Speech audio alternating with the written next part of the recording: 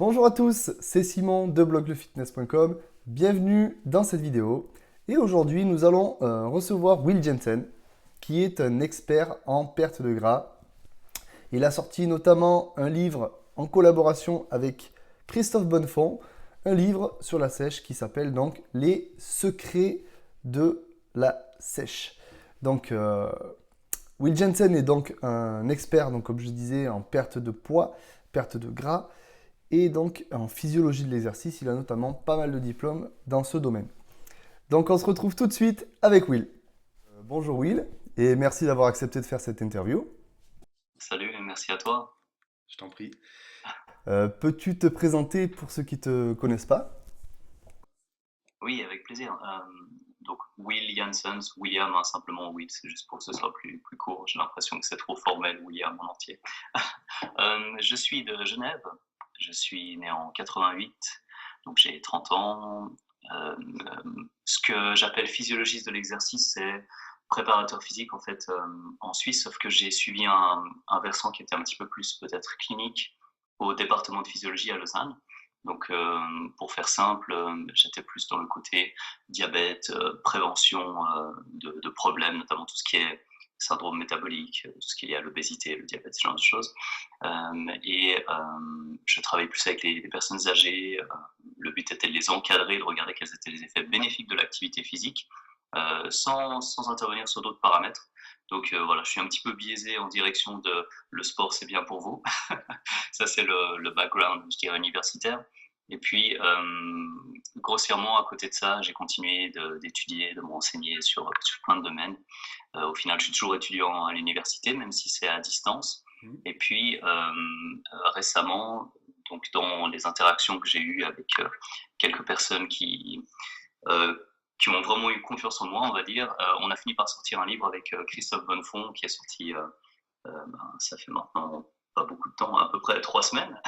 Et puis, on est en cours de réimpression parce qu'on est quasiment en rupture de stock pour le premier lancement des 1500 bouquins. Donc, voilà, en bref, où j'en suis. Donc, je suis passionné de transformation physique et puis, au final, ça m'amène dans plein de projets de collaboration super cool. Je suis entouré de plein de gens très enthousiastes et ça se passe très bien. Donc, voilà, je sais pas si ça te correspond comme Si, si. ça te va.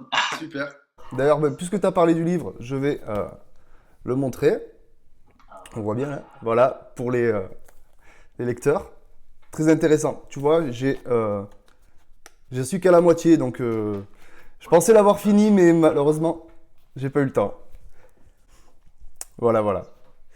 Donc, tu parles de la musculation. Donc, toi, tu pratiques depuis combien de temps?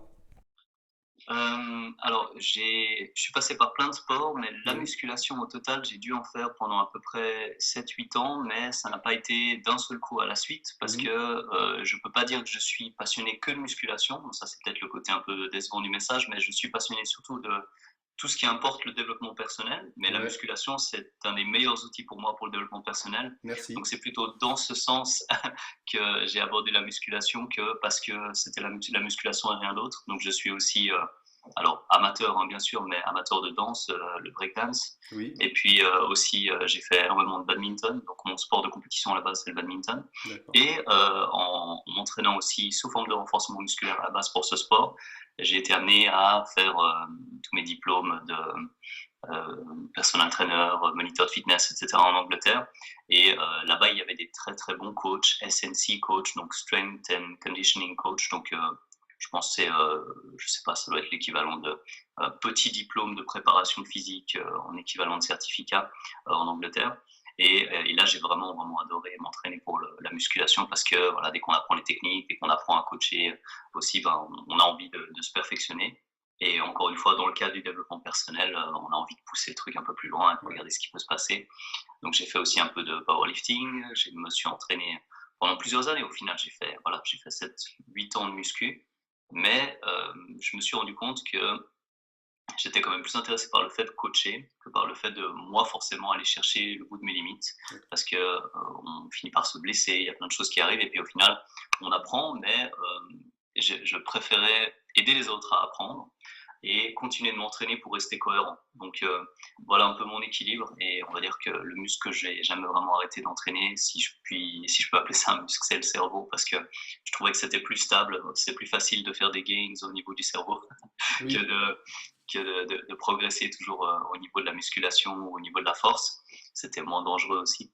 Et puis, je pense que c'est ça qui tourne un peu mieux que le reste pour moi, parce que je suis moins un athlète. Je suis passionné, mais je suis moins un athlète que. Ça fait bizarre de dire que ça me met qu'un intellectuel. Je pense que je suis plus un penseur que D'accord. quelqu'un de terrain. Donc voilà. Ok, ok. Un peu des deux, du coup, quand même. Oui, un peu des deux, bien Ouais, c'est sûr, bien, c'est mais bien. plus pour être cohérent que parce que je pense que je suis vraiment un athlète avant tout. Ouais. C'est bien que tu parles de développement personnel par rapport à la musculation, au fitness, parce que c'est le point d'attaque que j'ai moi pour le blog. C'est-à-dire que moi, ça m'a apporté pas mal de choses, et donc ça pousse à sortir de sa zone de confort, à aller plus loin toujours. Et c'est vrai que ça fait plaisir que tu dises ça. Autour de moi, il y a plein de personnes qui vont utiliser la musculation pour ça, et même à un niveau très poussé. Je sais pas si ouais, je vais le mentionner, si jamais il écoute, ça lui fera peut-être plaisir. Mais Eric Mallet, peut-être que tu vois qui c'est.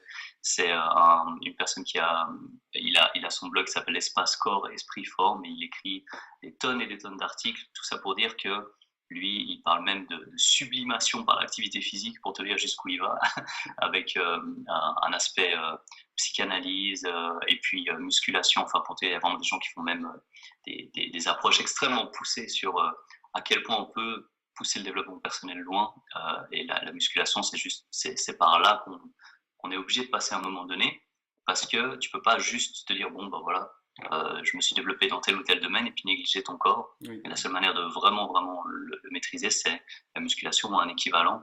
En termes de maîtrise de ton corps, ça peut être évidemment de la danse, ça peut être autre chose, mais je suis convaincu que c'est une des meilleures solutions et des plus sûres aussi, parce qu'on apprend les bonnes techniques, on peut faire ça longtemps sans se blesser aussi, Oui, a priori. oui, oui, oui. C'est toujours pareil. Donc tu nous as parlé de ton livre. Pour perdre de la graisse, est-ce que le cardio est obligatoire? Voilà, Alors, obligatoire d'emblée, je peux te répondre que non. Par contre, ça peut être intéressant. Je vais aborder ça différemment. Vas-y, Pour vas-y. la perte de graisse, c'est quelque chose qui nécessite plusieurs facteurs, mais concrètement, si on veut tout résumer, il faut que sur la durée, on arrive à obtenir ce qu'on appelle un déficit calorique. Mhm.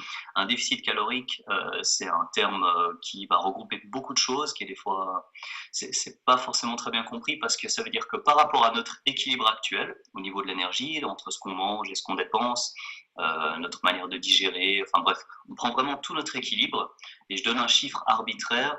Si on mange 2000 calories pour se maintenir, il faudrait que quelque part on soit en dessous. Mais si le lendemain on marche énormément, on est très physiquement actif, et puis au final notre maintien est à 2500 calories, eh ben, le déficit calorique va se faire par rapport au nouveau maintien. Donc tout ça pour dire, le but c'est de créer un déficit calorique. Donc on ne peut jamais négliger l'alimentation, et donc on ne peut pas dire c'est juste le cardio, c'est juste la muscu, ou c'est l'un ou c'est l'autre.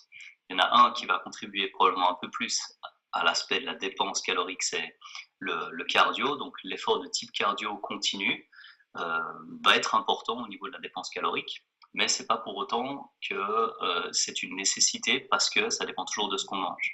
À l'inverse, le côté intéressant de la musculation, et je m'excuse de pas juste répondre par oui ou par non, Oui, non, mais c'est le super. côté intéressant de la musculation, c'est que lorsqu'on perd du poids, on peut quelque part presque sélectionner le poids qu'on perd, et plutôt que de dire au corps bon bah je vais perdre 5 kilos de muscle et 5 kilos de graisse, et je caricature à mort, c'est jamais que du muscle et la masse maigre, enfin bref, l'idée c'est, lorsqu'on fait de la musculation, de dire aux muscles on perd du poids, mais toi par contre le muscle tu restes là parce qu'on a Ouais. besoin de toi.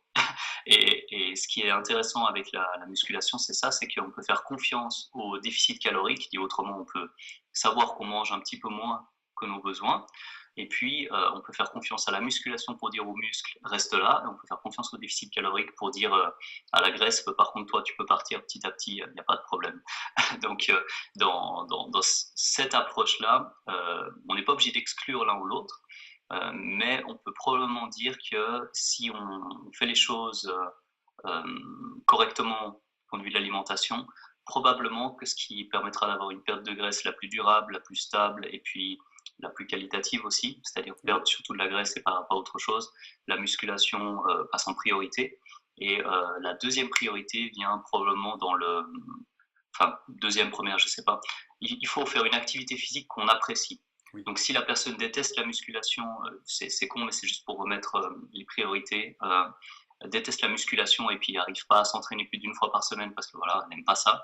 Par contre, la personne adore le cardio, adore la Zumba, les cours collectifs, le body pump, ce genre de choses.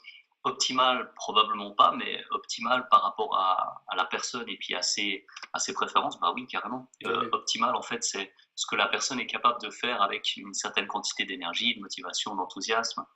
Et donc, dans un monde où on est tous des robots et qu'on peut faire tout ce qui est optimal, bah oui, musculation en numéro un, faire confiance au déficit calorique à côté.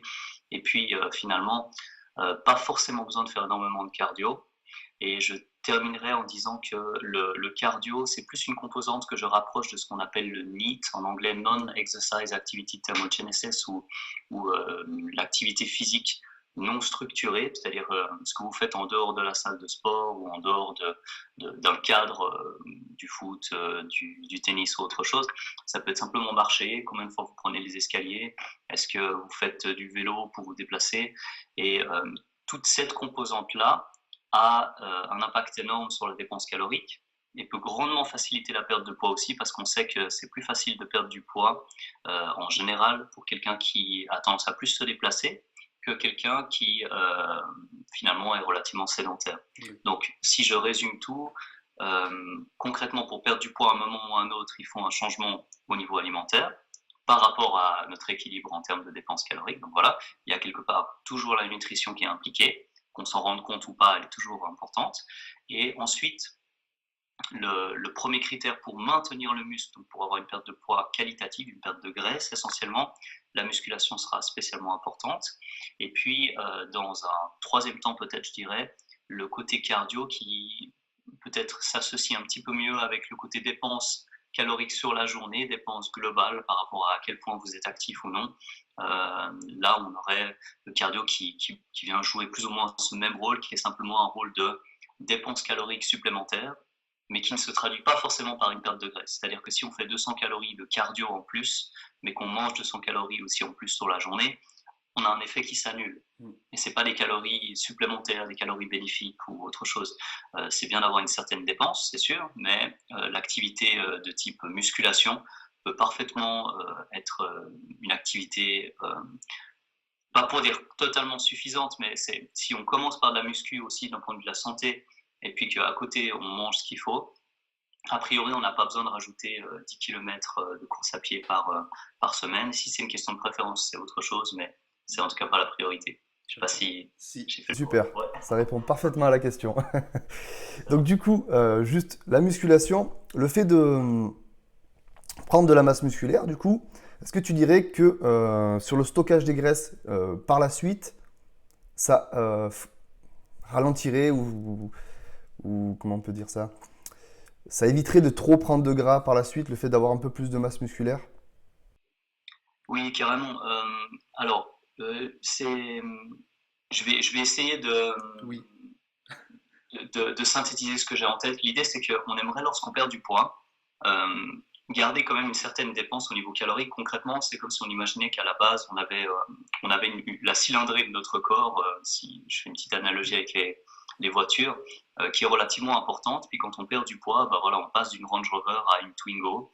Et puis le problème, c'est qu'une fois qu'on est une Twingo, si on recommence à manger comme quand on était une Range Rover, bah on va simplement revenir au poids précédent et puis on va reprendre surtout de la graisse. Et donc l'idée, c'est et après j'arrête avec les voitures, c'est promis, je suis pas spécialement fan en plus, mais c'est égal. Si on part d'une Range Rover, le but c'est de devenir plutôt une Ferrari, une voiture de course, c'est-à-dire un modèle plus, plus fin, mais toujours puissant, pour pouvoir justement éviter de reconstruire une grosse carcasse.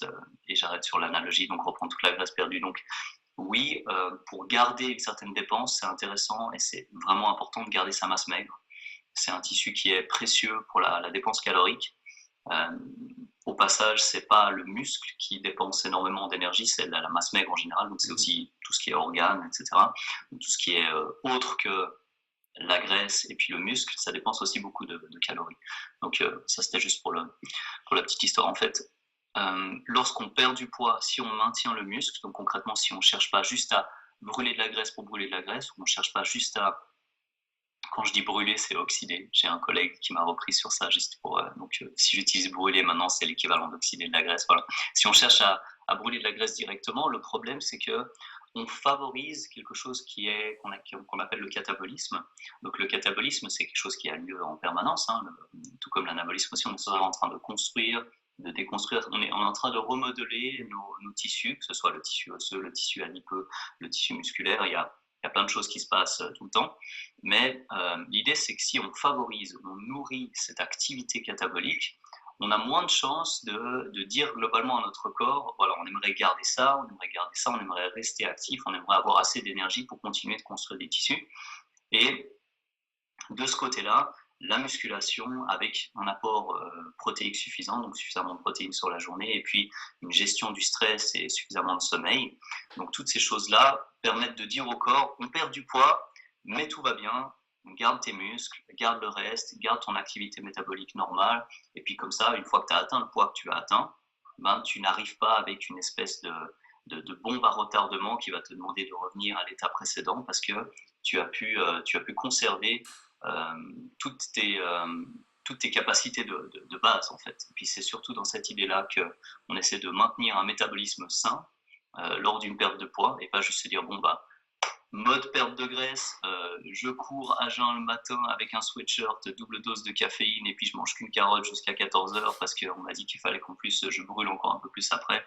Et puis en plus après, je vais manger que une salade et puis du blanc de poulet, puis je fais ça pendant une semaine et puis je regarde à quelle vitesse je perds du poids. Ça va le faire sur une semaine, la perte de poids va être juste monstrueuse, c'est clair.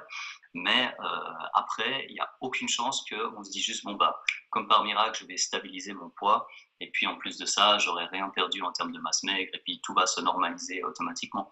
Donc c'est parce qu'il faut considérer qu'on doit avancer avec notre corps, que la musculation est excellente, parce qu'on envoie des bons signaux à notre corps qui lui dit bon, bah, conserve toutes ces parties, tous ces compartiments quelque part, et puis laisse juste petit à petit pas la graisse s'affamer, mais c'est l'idée, c'est que on laisse un peu la graisse de côté, on lui dit désolé, on ne refait pas tes stocks, mais on ne cherche pas forcément à la brûler directement. Et ça, c'est le côté très intéressant avec la musculation, c'est que on peut garder une espèce d'équilibre plus sain au niveau de notre corps en perdant du poids, de la graisse, que si on cherchait vraiment à forcer l'oxydation, à forcer le fait de brûler des graisses, qui n'est pas forcément la meilleure approche.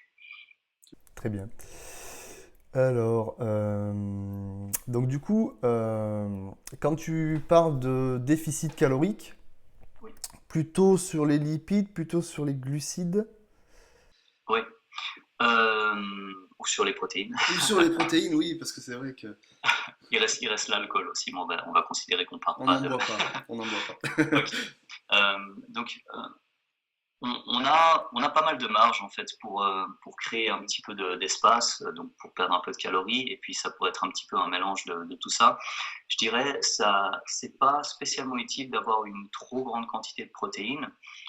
Probablement qu'une fois qu'on a atteint un quota de protéines optimal, je dirais un petit peu plus que suffisant, donc je dirais optimal, je dirais vraiment pour maximiser le côté croissance musculaire ou synthèse protéique musculaire.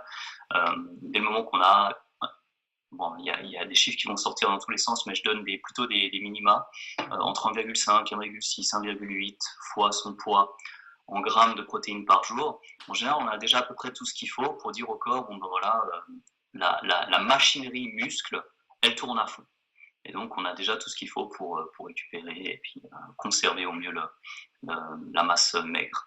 Il y a quelques cas extrêmes où on peut monter probablement un petit peu plus, simplement en guise de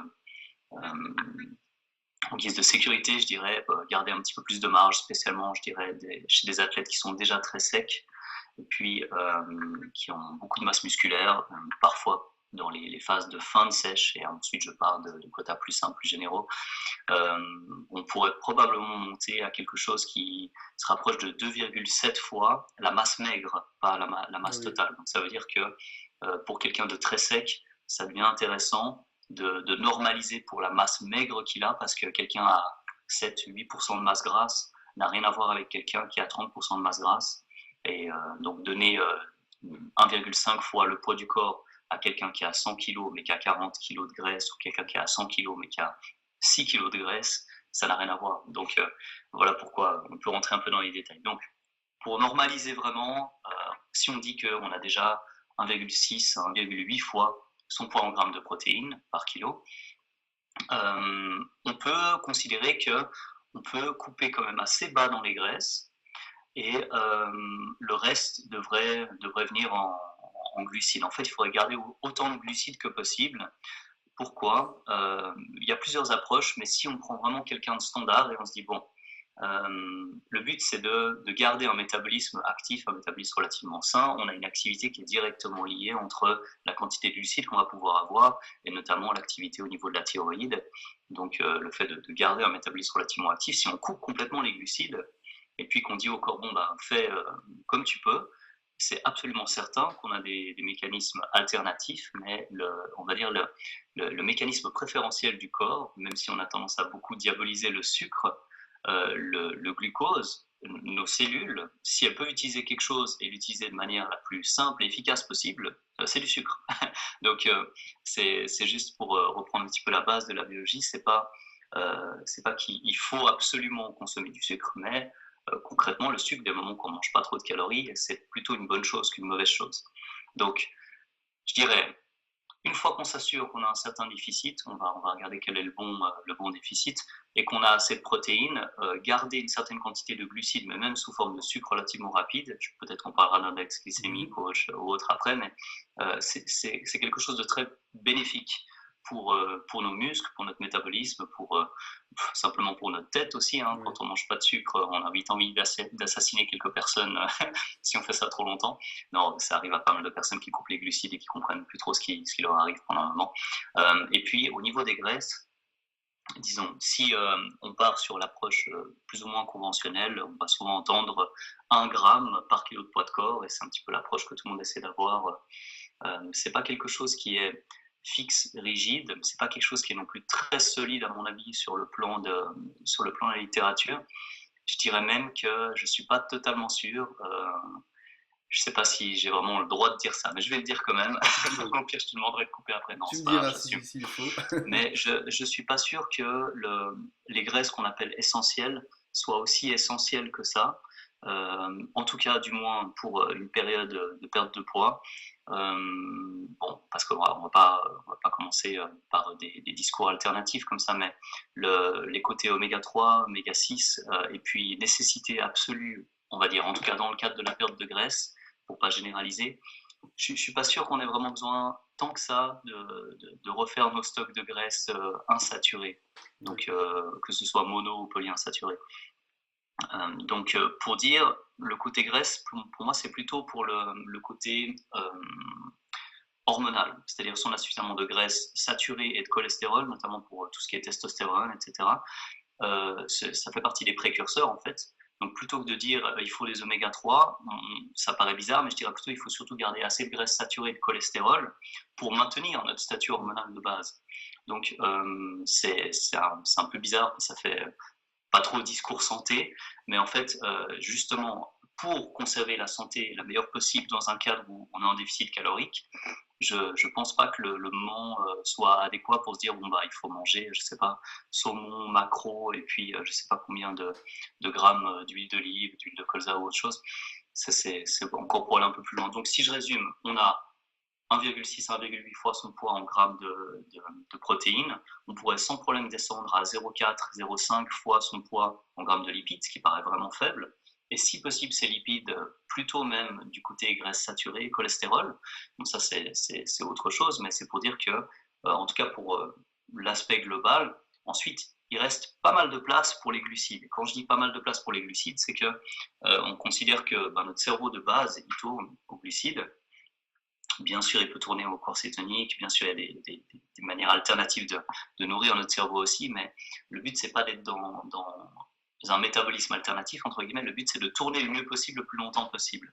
Donc, sans dire que c'est impossible d'aller low carb ou de baisser les glucides, probablement que l'approche de base, c'est garder les glucides aussi haut que possible avec un déficit calorique, par exemple, qui correspond à 5 ou 6 fois votre poids en calories. Donc, par exemple, si vous faites 50 kilos, 5 fois votre poids en calories, c'est 250. 5 fois 50, votre poids, donc 250 calories de moins. Si vous faites 100 kilos, je peux vous dire que votre poids x 5 ou x 6, ça ferait 500 ou 600 calories de déficit calorique. C'est très, très global. Vous commencez une sèche pour la première fois, faites votre poids x 1,8 pour les protéines. Regardez par rapport à votre maintien calorique, vous pouvez faire un déficit de 5 à 6 fois votre poids en calories. Donc, si vous faites 100 kg, 500 à 600 calories de déficit. Si vous faites 50 kg, de 250 à 300 calories de déficit. Et puis, du coup, après, il vous reste 0,5 fois votre poids en graisse par jour.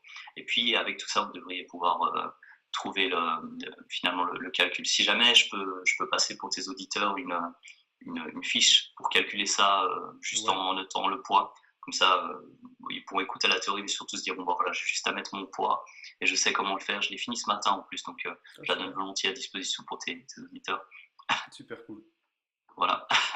Donc, index glycémique, tu dis donc pour la perte de poids, c'est pas forcément préoccupant? Alors, préoccupant en tout cas pas. Par contre, est-ce que c'est intéressant ou important? Je vais quand même le nuancer un petit peu. Pour moi, on a plusieurs indicateurs et l'idée, c'est d'être le plus pertinent possible quand on donne un conseil. Par exemple, si je te disais quelque chose qui importe vraiment pour la perte de poids, je pourrais te dire en premier l'alimentation. Mais il y a d'autres personnes qui vont dire « Ah, ça pourrait être, j'ai un thé détox incroyable que je peux te vendre, qui est machin, j'ai une pilule brûle-graisse qui machin. » Alors, dans l'idée placebo, etc., de te dire tu prends quelque chose et du coup tu fais plein de choses à côté, ça peut quand même t'aider, oui, mais dans l'idée, c'est jamais détourner les gens de l'information essentielle. Il y a déjà tellement d'infos qui partent dans tous les sens que on aimerait que si les personnes retiennent quelque chose en priorité, ce soit vraiment ce qui fonctionne, ce qui leur permet d'obtenir des résultats. Et l'index glycémique est moins intéressant pour moi déjà que la charge glycémique, mais même la charge glycémique est moins importante que la densité calorique et la richesse en micronutriments. Dit autrement, l'idée c'est de regarder par rapport à l'apport calorique complet, autant les protéines que les glucides, que les lipides, et que évidemment l'alcool aussi, ça dit en passant, mais il y a une densité calorique relativement faible, ou dit autrement, on parle aussi de volume alimentaire. Une excellente vidéo d'une personne qu'il faudrait suivre, qui s'appelle Antoine Fonbonne, je ne sais pas si vous connaissez, mais en gros, Antoine Fonbonne fait aussi beaucoup de vulgarisation scientifique là-dessus. Et puis, bon, pour dire, parce que le mot volume alimentaire, je crois que je l'ai entendu par lui la première fois en français. Donc, avoir une faible densité calorique, ça veut dire avoir plus de volume, plus de masse pour la quantité de calories qu'on obtient. Par exemple, si on mange 900 grammes de nourriture et on a 400 calories, c'est pas la même chose que si on mange 900 grammes de nourriture et puis on a 1200 calories. Alors ça paraît tout bête ce que je viens de dire, mais concrètement, pour moi, l'index glycémique ou la charge glycémique est infiniment moins importante que cet index global qui dit que finalement, pour la quantité de calories qu'on mange, on va être plus ou moins rassasié. Et l'autre chose qui est plus importante aussi, c'est la richesse en micronutriments, c'est-à-dire que, voilà, pour prendre un exemple qui va parler à tout le monde, si vous mangez des brocolis, il y a plein de bonnes choses dedans, et puis vous avez compris que c'était relativement faible, la densité calorique était faible, mais la richesse en micronutriments était importante. Donc on a plein de micronutriments, et en plus de ça, donc avec des fibres aussi, et puis on a un gros volume alimentaire, on a quelque chose de favorable à la perte de poids. Par contre, si on prend, et je vais, pour donner un bon mauvais exemple, prenons du melon par exemple. On prend du melon, on va se dire, bon, au niveau de l'IG, ce sera relativement haut, par contre au niveau de la charge glycémique, ce sera relativement faible, donc on se dit, bon, un melon ne va pas nous faire grossir. Par contre, quand on regarde la charge glycémique, on se dit c'est normal, il n'y a quasiment rien au final. Mais si on se dit, bon, quelle est la quantité de nutriments qu'on a, micronutriments, et puis la densité calorique qu'on a, on se rend compte tout de suite que c'est quasiment que de l'eau et que même si c'est du sucre, parce que oui, c'est des fruits, et puis il y a du sucre dans les carottes, il y a du sucre dans les bananes, il y a du sucre dans le melon, il y a du sucre dans les fraises, c'est pas le sucre qui pose problème. Donc, c'est pas la charge de sucre non plus, c'est à quel point on va se sentir rassasié une fois qu'on a absorbé les calories qu'on a absorbées. Et dans la mesure où c'est intéressant probablement de garder plutôt des sources de sucre comme étant quelque chose de... Alors, je sais que certaines personnes n'ont pas trop aimé le terme, mais le côté pro-métabolique, c'est-à-dire dans le sens maintien, stimulation du métabolisme, le fait de garder un métabolisme relativement important, ça va être intéressant de garder des glucides, notamment des glucides qui s'assimilent relativement facilement. Donc, ça irait presque à l'opposé de ce qu'on entend sur l'index glycémique. Pas pour dire que c'est pas quelque chose de pertinent, juste pour dire que probablement que dans le cadre de la perte de poids, c'est se détourner de l'essentiel que de regarder l'index glycémique. Plutôt musculation, donc du coup, sur les points faibles. Oui. Donc tout ça, là, combien de fois on peut travailler tel ou tel muscle par semaine? Je rassemble deux questions, comme ça c'est peut-être plus simple. Oui. Donc à la fois combien de fois on peut travailler et puis à la fois comment rattraper un point faible. Ouais, comment tu t'y prendrais? D'accord. Et c'est bon. Je pense que les questions sont effectivement liées quelque part. Donc la question de la fréquence d'entraînement s'intègre dans une autre question en fait. C'est plus global. C'est comment est-ce qu'on peut progresser, comment est-ce qu'on peut accumuler ce qui nous permet d'accumuler suffisamment de volume, d'intensité et puis de travail pour dire au corps on progresse le plus possible. Et puis on voit qu'il y a toujours une espèce d'équilibre qui se crée avec une certaine fréquence par semaine. Ça peut varier d'une personne à l'autre, mais si on prend quelqu'un qui décide de, chaque fois que, alors je donne un exemple tout bête, mais ça va parler aux gens, chaque fois que j'ai plus de courbatures, je recommence à faire des squats parce que j'ai envie de progresser pour les jambes. Et donc, la première fois, la personne va faire ses squats, et puis pendant 7 jours, la personne aura des courbatures, c'est la toute première fois. Et puis, la deuxième fois, la personne va de nouveau faire ses séries de squats, et puis il va peut-être pouvoir, cette fois-ci, recommencer 6 jours après, et puis peut-être ce sera après 5 jours après, et puis peut-être 3, 4, 3 jours, et puis bref, la fréquence peut augmenter petit à petit parce que on devient plus résilient quelque part, notamment face aux courbatures. C'est un indicateur subjectif, mais voilà, c'est quand même quelque chose qui atteste d'une certaine quantité de dégâts, de micro-lésions au niveau de notre corps.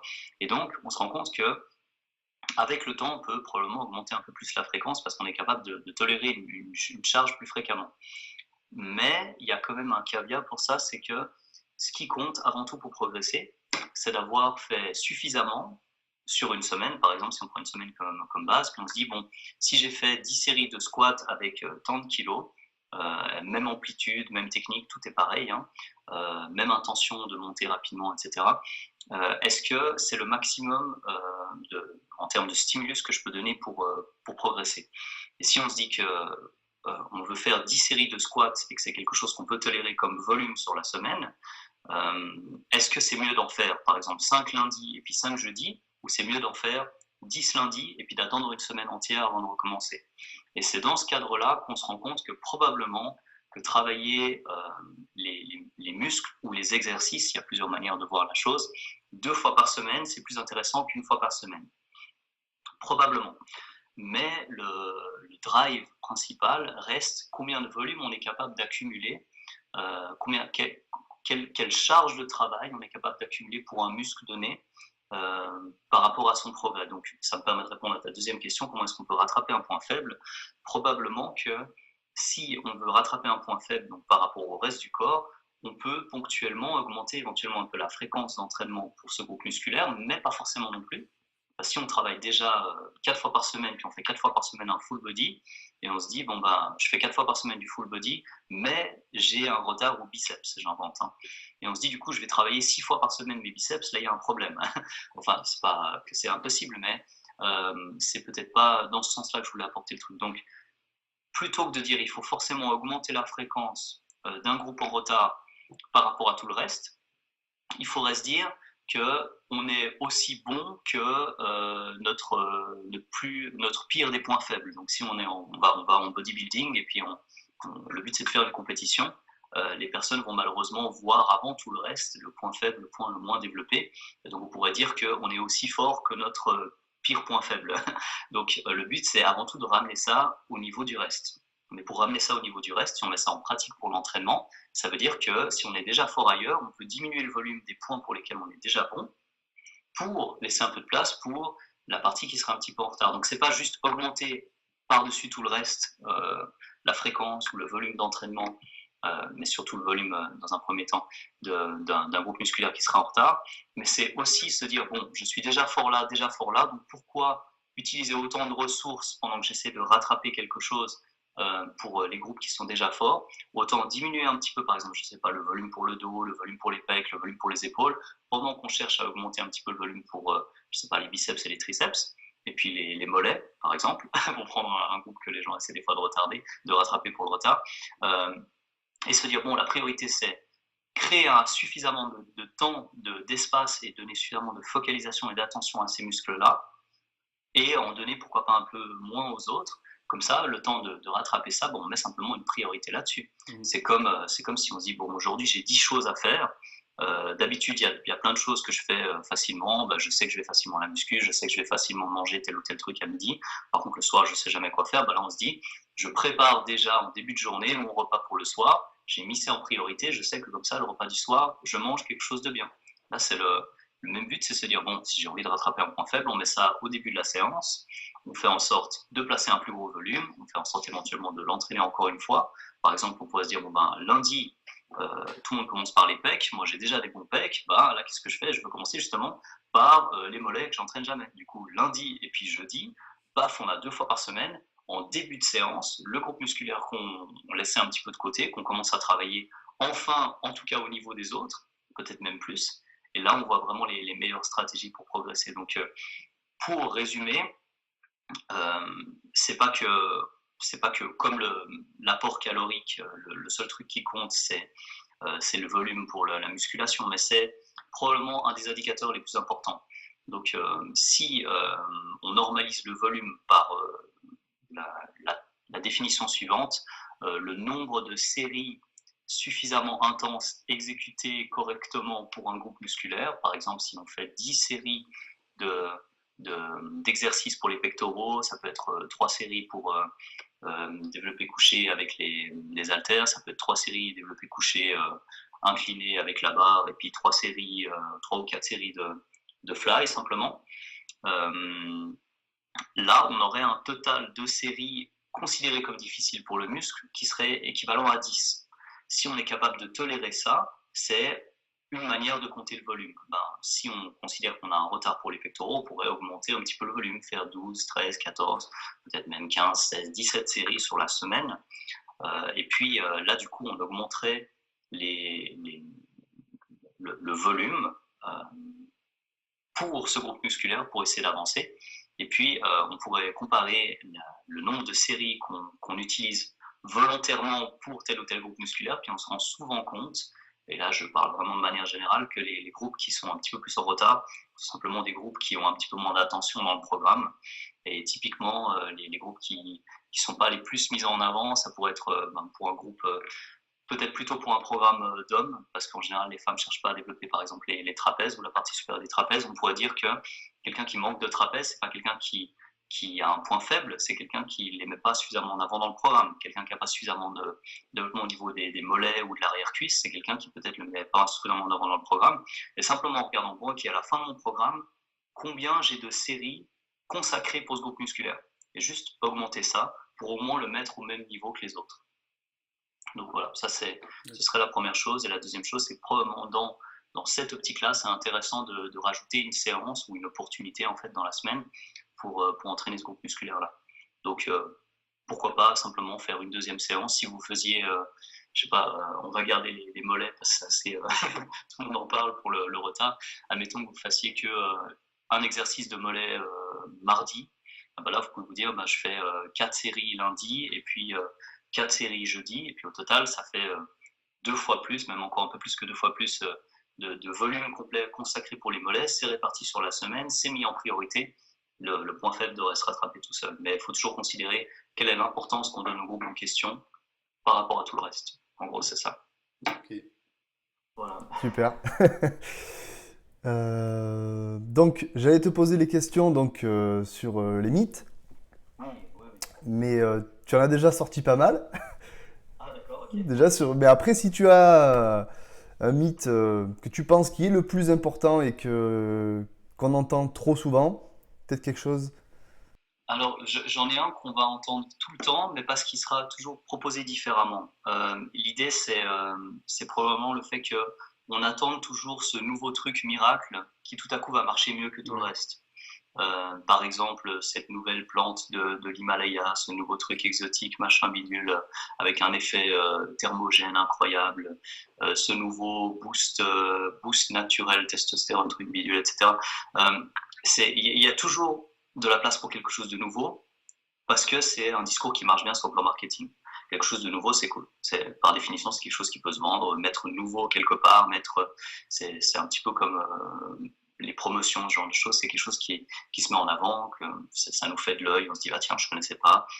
C'est dans le fait de vouloir être à jour, etc. Dans toute notre ambiance au niveau de la société, on veut être à la pointe, on est au taquet, on veut être à jour, etc. Et dans cette optique-là, simplement un nouveau truc, ça attire l'œil.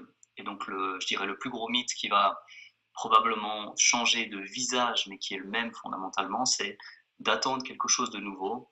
On pourrait tout à coup attendre que la cryothérapie soit la solution. On pourrait attendre que si c'est pas aller courir à jeun avec un sweatshirt pour transpirer au maximum, bah, ça se représente par je sais pas, une nouvelle pilule d'un équivalent diurétique, caféine, je sais pas quoi. Ça pourrait être un nouveau supplément, ça pourrait être une nouvelle méthode d'entraînement d'intervalle training avec un effet encore plus important sur le fat burn après coup. Enfin, ça pourrait être n'importe quelle méthode. Tout à coup, on se dit, ça y est, j'ai enfin la solution, je vais y arriver. Et en fait, dès le moment qu'on accepte que c'est tout ce dont on a parlé, le fait de créer un déficit, de créer des habitudes sur la durée, de pouvoir petit à petit accumuler une dette d'énergie finalement, sans qu'elle soit perçue comme une dette. Là, c'est ça la perte de poids en fait. C'est pas juste je me donne super bien, je me mets une misère à l'entraînement avec cet entraînement de HIIT que j'ai vu sur internet, super booty bikini challenge avec T-Detox juste à côté. L'idée, c'est vraiment qu'il n'y a pas de miracle. Ça, Ouais. c'est la dure réalité, il n'y a pas de miracle, mais par contre, le miracle, il est quand on a compris qu'il n'y avait pas de miracle et qu'on fait en sorte de faire les petites choses qui fonctionnent et qu'on les fait très bien, là par contre, ça marche tellement bien qu'on a l'impression que c'est un miracle. Et c'est ça qui est cool, en fait, c'est ça le message positif, c'est le moment qu'on arrête de détourner notre attention de tout ce qui est fad diet, comme on dit en anglais, tout ce qui est, tout ce qui est bidon concrètement, et qu'on arrive à se focaliser sur, ok, j'aimerais avoir un bon entraînement, j'aimerais être sûr que mon déficit il est correct. Au début, je vais, pour être vraiment sûr, au début, je vais même compter mes calories, peser mes aliments, etc. Puis ensuite, je vais être un petit peu plus souple, parce que personne ne peut peser ses aliments pendant toute sa vie. Et ensuite, on se rend compte que voilà, on a des résultats. On fait, on peut en parler après, on fait par exemple une phase de maintien pour valider le poids qu'on a perdu, puis pas juste faire du yo-yo. Donc on perd du poids, on essaie de maintenir, et puis ensuite seulement on recommence à perdre du poids. Cette stratégie-là, ça peut paraître ennuyeux, ça peut paraître pas super cool, mais finalement, quand on le fait, que ça marche, et que autour de nous, les personnes remarquent que ça fonctionne, on a l'impression de faire un miracle. Et quand on explique des fois aux personnes, non, je suis en déficit calorique, je compte mes calories, je fais de la muscu 2-3 fois par semaine, à côté j'essaie de dormir 7-8 heures par nuit, vente de rêve, zéro. Non. Il n'y a rien d'incroyable, c'est juste je gère mon niveau de stress, je dors bien, je mange ce qu'il faut, mais pas plus, parce que sinon je sais que je ne perds pas de poids, et puis je m'entraîne assez pour maintenir mon muscle, voire même pour essayer de progresser un peu, mais je sais que c'est pas facile quand on manque un peu d'énergie, donc je fais en tout cas le minimum avec une certaine intensité, et puis ouais, là je perds de la graisse, et puis a priori que de la graisse. Ça paraît tout con, Mm. mais ça marche. Donc voilà, je dirais le plus gros mythe, c'est ça, c'est s'attendre à avoir des trucs qui vont changer tout ça, l'aspect vraiment fondamental de la perte de graisse. Certaines choses peuvent aider dans ce sens, mais il n'y a rien qui va remplacer tout ça. En tout cas, a priori, ça m'étonnerait que je sois tout à coup surpris par quelque chose qui arrive tout à coup. Je cherche quand même parce que, effectivement, moi aussi, je fais pas exception, les nouvelles choses m'attirent, donc je vais regarder les nouveaux articles qui sortent, je vais essayer de me tenir à jour, etc. Mais je ne m'attends pas à ce qu'une nouvelle plante, si elle ne vient pas de l'Himalaya, cette fois-ci c'est du Mexique ou j'en sais rien, tout à coup produise un effet miracle sur la perte de graisse parce que ça ne va pas changer les fondamentaux. Donc voilà, je dirais le plus gros mythe c'est ça. Si je peux en placer un et que je dois en placer un, c'est celui-là. Ok, super. Quels compléments alimentaires te semblent les plus pertinents? Ouais, alors comme on a déjà parlé de tout le reste, je peux simplement continuer dans la foulée pour les compléments alimentaires. Les compléments alimentaires, s'ils apportent quelque chose, c'est dans le cadre de tout ce qu'on a déjà expliqué, c'est-à-dire que il n'y a pas de supplément brûle-graisse qui peut remplacer le déficit calorique. Je dis un truc tout bête, si on prend un brûle-graisse, quelque chose qui va être essentiellement composé de caféine par exemple, et puis qu'on prend une bonne dose, mais qu'on mange trop, bah en fait le seul truc qui se passe c'est qu'on a chaud et qu'on transpire quoi. On va pas perdre de graisse, on va juste avoir chaud. Donc s'il y a un effet qui booste le métabolisme et qu'on mange quand même plus que nos besoins, ça va pas changer l'approche de base. Donc en fait tous les suppléments s'intègrent dans ce qu'on a déjà développé. Donc il y a quelques trucs qui peuvent aider à faire encore mieux les fondamentaux. Et dans ce cas-là, je dirais que si, si on tolère bien par exemple le café ou la caféine, l'effet coupe-faim ou, parce que c'est lié, focalisation sur une tâche peut beaucoup aider lors d'une perte de graisse parce que si je donne le scénario comme ça va parler à énormément de monde. Quand on est dans la journée, il y a la routine, il y a le boulot, il y a 10 000 choses qui se passent. Et puis, des fois, on oublie même de manger. Alors, je sais qu'il y a des personnes qui n'oublient jamais de manger, mais dans l'idée, c'est plus facile d'oublier qu'on a faim quand on est focalisé sur quelque chose. Par contre, lorsqu'on est seul chez nous et qu'on n'a rien à faire, là, on se dit, j'ai faim et c'est impossible de contourner le truc. Et donc, en fait, l'idée intéressante avec la caféine, c'est pas juste l'effet qui va éventuellement vous aider à augmenter un tout petit peu le métabolisme, parce que c'est vraiment finalement assez minime. C'est plus le fait de continuer de faire ce qu'on fait déjà pendant la journée, sans penser au fait qu'on a éventuellement faim, qu'on n'est pas focalisé ou autre. Donc l'effet coupe-faim et focalisation de la caféine est vraiment vraiment intéressant dans une optique de perte de poids, dans la mesure où voilà, pendant la journée on peut enchaîner plein de choses sans trop penser à manger énormément. Et c'est même quelque chose qui peut être utilisé sous forme de stratégie pour dire bon bah je mange pas énormément à midi, pas énormément le matin, pas énormément à 4 heures.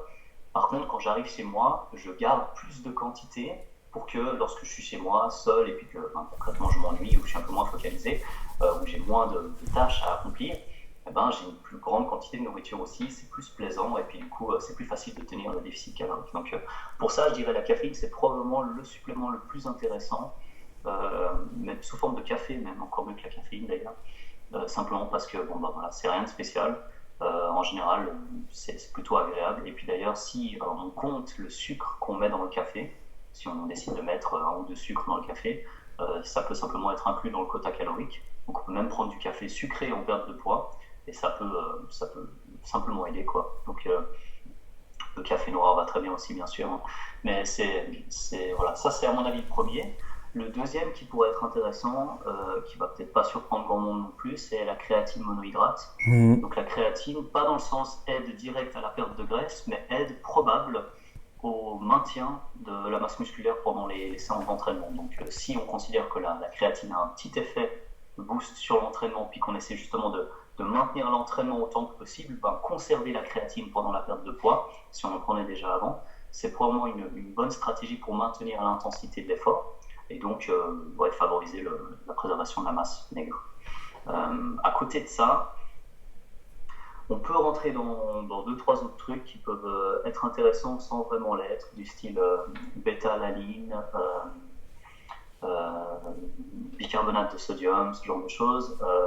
Et puis là, l'idée, c'est de peser les pour et les contre.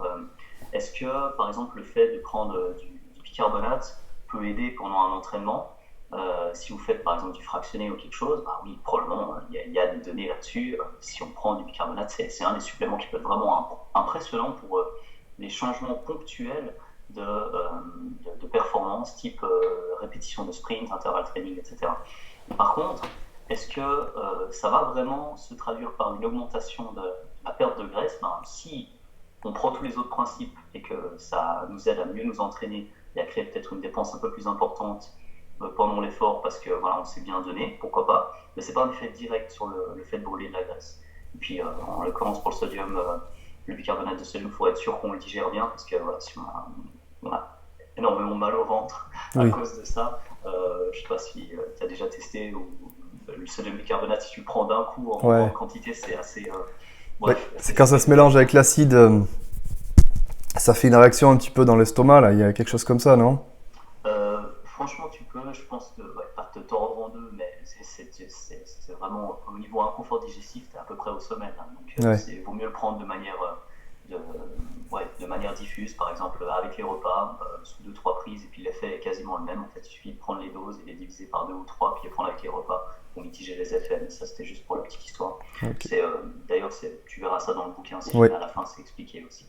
Et puis, pour la bêta-alanine, c'est éventuellement en guise de tampon, quelque chose qui peut aider pour tous les efforts de type 60 à 240 secondes de tête, donc voilà, 1 à 4 minutes d'effort. Vous pouvez avoir un léger boost de votre capacité euh, à tamponner la difficulté qui vient de l'effort. Donc tous les mécanismes qui font que vous allez peut-être petit à petit ralentir peuvent être légèrement, mais vraiment légèrement atténués par la présence de bêta-alanine. Donc c'est du côté de la carnosine que ça se passe, mais bref, franchement c'est assez minime. Donc je dirais s'il existe des suppléments, c'est quelque chose qui nous aide à faire ce qu'on fait déjà très bien. La caféine en général est vraiment pas mal pour ça, le café. Et puis deux, ce serait la créatine pour le maintien des performances à l'entraînement. Tout le reste, franchement, alors s'il existe, à ma connaissance, rien de fou, hein, mais si quelque chose sort par la suite et peut être particulièrement efficace, ça pourrait être par exemple un coup de frein. Donc Ouais. si quelque chose sort du style un coup de frein efficace, non dangereux bien sûr, pour essayer de tolérer le déficit un certain temps sans que voilà, on se mette tout à coup à manger énormément et qu'on dépasse les calories, ça pourrait aider parce que ça nous aide simplement à faire ce qu'il faut faire, c'est-à-dire accepter que pendant un moment, on a un petit peu plus faim parce que le déficit calorique crée des mécanismes de faim de toute façon. Euh, on ne peut pas feinter notre corps repère qu'on est en déficit calorique. Donc, c'est pas parce qu'on mange beaucoup de volume alimentaire que notre corps ne va pas à un moment ou à un autre nous dire non, mais ça fait quand même un moment que tu manges moins, il faudrait manger plus. D'où les fameux binge eating du week-end, les personnes qui mangent rien pendant la semaine et qui s'étonnent que tout à coup le week-end, elles doivent manger des quantités de nourriture hallucinantes. C'est parce que notre corps, notre organisme nous dit qu'on ne mange pas assez. Donc, peut-être quelque chose là-dessus au niveau du coup de faim, mais en dehors de ça, on ne va pas avoir de miracle du côté de la perte de graisse avec ça. En tout cas pas dans ce qui sera légal, autorisé et pas dangereux pour la santé. Ok. Parce que c'est sûr qu'après, on peut imaginer plein de choses qui seront sur la liste de l'Agence mondiale antidopage, qui auront peut-être un effet, mais alors si c'est sur la liste de 1, c'est qu'il y aura un aspect soit problématique pour la santé, soit qui sera suffisamment important pour que ce soit pas correct par rapport aux autres qui l'utiliseraient. Donc, d'où le fait que ça se retrouve sur la liste de l'Agence mondiale antidopage. Donc voilà, dans ce qui sera disponible gratuitement, il n'y a rien qui va marcher plus que le café ou la créatine, quoi, concrètement. Ok. Super. Voilà, Mais écoute, merci pour toutes tes réponses. avec Je plaisir. pense que ton livre, votre livre, toi et Christophe, va aider beaucoup de monde.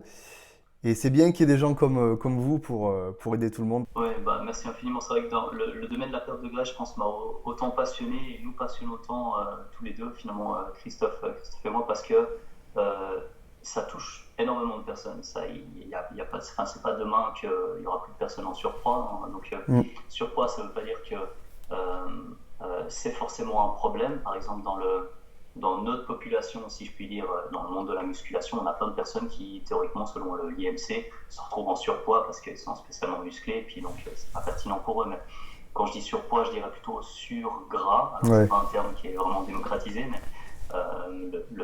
c'est pas demain que la population sera normalisée sur ce plan-là, entre guillemets. Ouais. Et donc il y a toujours quelque chose à faire pour aider les personnes en ce sens, mais aider les personnes à faire ça avec leur corps, pas au détriment de leur santé. Et puis jusqu'à un niveau de compétition, c'est vrai qu'on peut faire pas mal de choses, mais merci en tout cas, c'était sympa. C'est sympa de voir Ah, qu'on apporte quelque chose, à mon avis, sur le plan de la simplification d'informations qui peuvent aider. bon, petit problème d'enregistrement sur la fin. Bon, l'interview était terminée. Avec Will, c'était juste le moment où je le remerciais et donc je disais au revoir. Donc il y a juste ça qui a coupé sur la vidéo. Mais le principal était dit dans cette vidéo, donc très intéressant. Will, c'est vraiment un expert dans son domaine, il sait vraiment de quoi il parle. D'ailleurs, à un moment dans la vidéo, il parle d'une fiche, une fiche sur laquelle vous mettez votre poids et ça vous permet de calculer donc comment répartir vos macronutriments pour la perte de gras. Cette fiche, je l'aurai mis dans l'article qui sera avec cette vidéo. Le lien donc sera dans la description. Will me partagera donc une vidéo complémentaire de celle-ci. Je vous mettrai aussi le lien dans la description. Vous pouvez me suivre sur Facebook ou sur Instagram. Les liens sont aussi dans la description. N'hésitez pas à vous abonner en cliquant sur la petite photo juste là et à mettre un petit pouce bleu, histoire que cette vidéo soit un peu plus vue. Merci d'avoir regardé cette vidéo et à très bientôt. Bye bye.